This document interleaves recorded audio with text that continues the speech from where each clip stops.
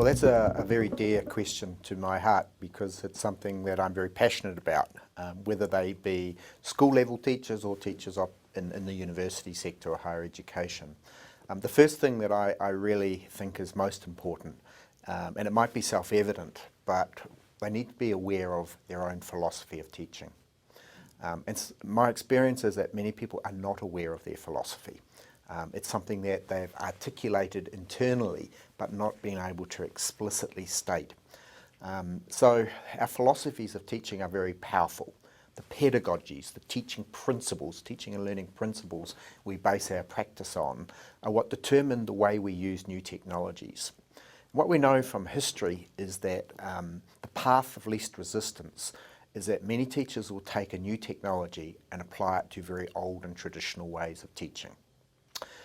So I suppose with the types of technologies we now have, what we're really wanting teachers to reflect on are ways in which they can avoid the scenario in which we end up using 21st century technologies on 21st century networks, if you like, using 1950s and 1960s styles of teaching, very transmissional sorts of forms of teaching. Having said that, there is no single right philosophy of teaching. I think that's a principle that we also need to understand. In many cases we hear a lot written about the way teachers can use new technologies according to constructivist ways of teaching. That's a term that's become very common and popular with new technologies. I'm quite critical of that view in actual fact because I'm very wary of any single metaphor of teaching. And I'll give you an example of my own pedagogical compass, I call it, in which I anchor my own philosophy. And the tool that I like to use with teachers to get them to think about their own philosophies. There are 4 points to the compass. The first is teaching by, or I'll use it as learning, put it in the language of the learner, learning by listening. That's a fairly traditional way of teaching. Learning by doing, learning by making, which goes beyond the doing, and then learning by sharing. Each of those points on the compass actually links to a particular suite of theories. Learning by listening is about the behavioural approach. More contemporarily, the learning by sharing is about more the communicative networked understandings of learning.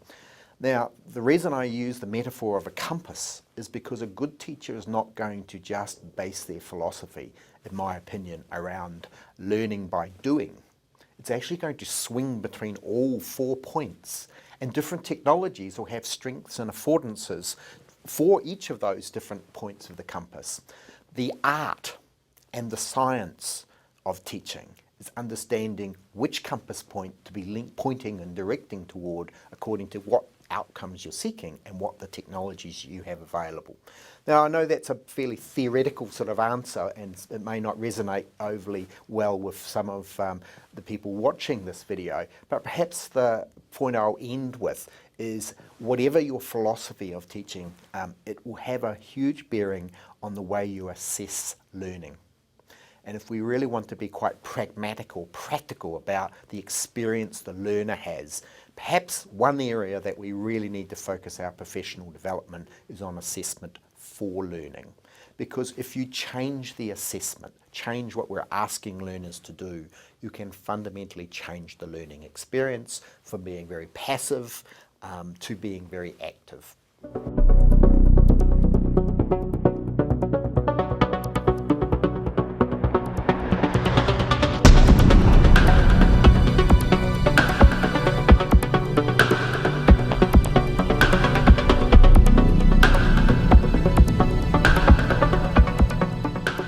Well, I think the first thing is you have to have a commitment to your own professional development.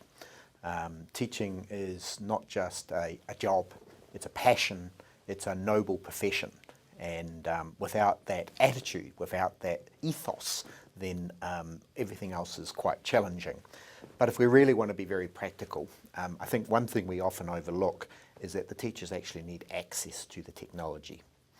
Much of what we talk about, some of what I've talked about, is theoretical if we don't get the opportunity to experiment, to play with the technologies.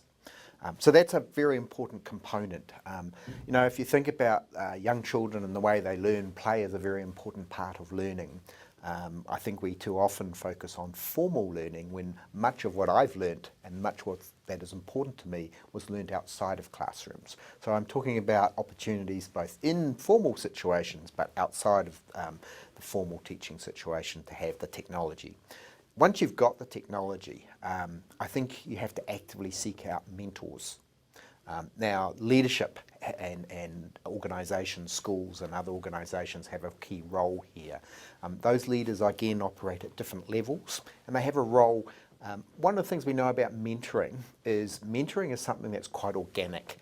You can assign a mentor, you can have, and many teachers have these formal professional relationships, but the most effective ones are ones where there's just an organic growing of that relationship of trust. And sometimes I like the concept of mentoring circles, where there isn't this mentor and mentee, but it's a whole micro community, if you like, and that's really can be quite powerful. I guess it goes without saying, in light of what I said about having the right ethos, that you have to have a commitment to being a learner. So one of the most practical things you can do, and hopefully is rewarded and valued in your school context, is to continue your study. There are lots of opportunities now to be able to continue and advance and maybe get master's degrees and even doctors of education. And one of the nice things about that is you can actually use the technologies in your own learning and model and see what type of technology works. And I think one of the most important skills of the teachers we need today are the technologies that don't work and that shouldn't be used. As part of being a learner, you would also want to be actively seeking out and being a member of the various professional communities that exist. Those will be at the local level, they'll be at the national level, but now again you have the opportunity to be a member of international communities. And probably my final point, this is possibly for more experienced teachers, but I think it's part of the ethos of aspiring in a professional community to move from just being a consumer of other ideas and information to now becoming not just a consumer but a producer of knowledge. Dare to dream. You can have a good idea, you can make a difference, you can contribute something. And for my mind, I guess the way I think about this is that if ultimately the goal of using new technologies in education is to develop talented, creative and innovative students, we actually need creative, innovative and talented teachers. That's absolutely essential, and the way to develop those kinds of teachers, to give them the opportunity to dream, to be creative and to make a difference.